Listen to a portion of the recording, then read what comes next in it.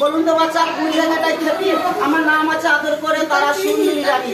বলি মোটর কলাই কোল করে খেপি বাজায় ফুটো ঢোল, মোটর কলাইয়ের মুক্তি স্বরূপ খেপির বক্তব্য শুরু।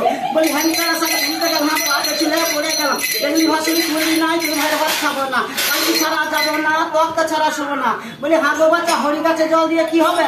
লঙ্কা গাছে জল দিয়ে সঙ্গে থেকে মুড়ি খাওয়া হবে। দিনাদিন জামা আমার কালো ভরে গেছে। বলে হাতে পেয়ে তাদের